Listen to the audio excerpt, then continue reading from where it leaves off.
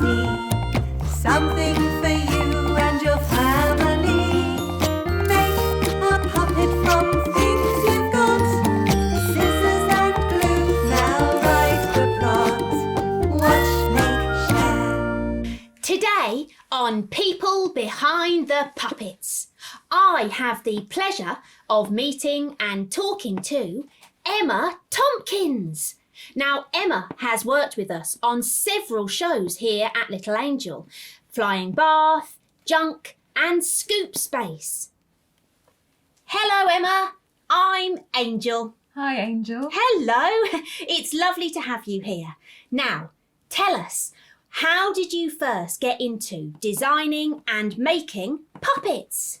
Well, before I went to university, I did something called an art foundation.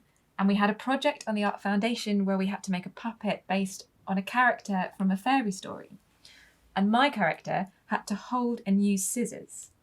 So I spent the whole time working out the mechanism behind how a puppet could use scissors. Gosh, that sounds complicated. What do you enjoy about making puppets? My favourite thing about making puppets is that there's no one way to make a puppet. You can use so many different materials, different puppet makers have got their own styles, and the potential for creativity is so big. So you mean if one person makes it, it might be completely different from how you would make it? Yeah, exactly. Oh, okay. So tell us about a puppet show you've worked on. Well, when I graduated, I created a show with some really talented people.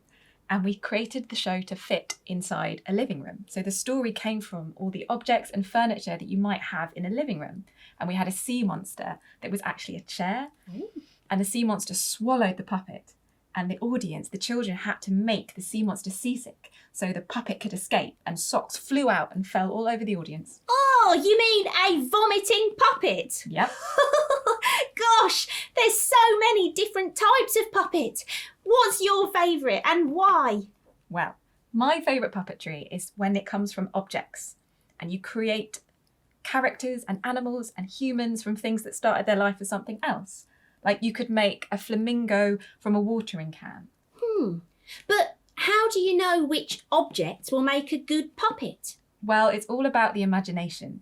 If you look at the object and see if it moves in a certain way and if that movement reminds you of something, or if you were to put eyes on the object, does it make you think of something? It's all about seeing something differently. Okay.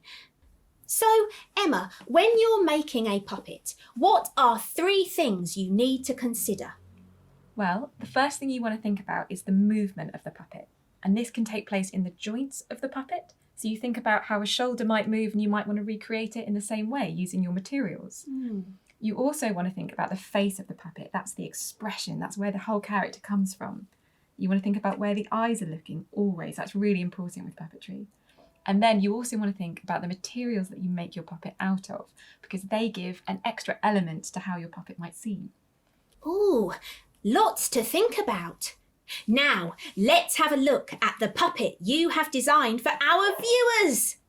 Well, during lockdown, I did a lot of baking, which meant I had a lot of egg cartons left over.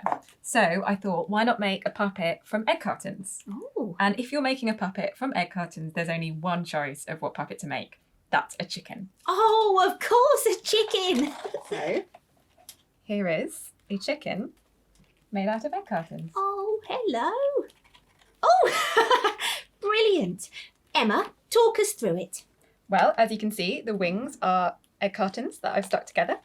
And the head and the legs and the feet are the inside of the carton. And the chest and the tail are from the lid. Wow, brilliant.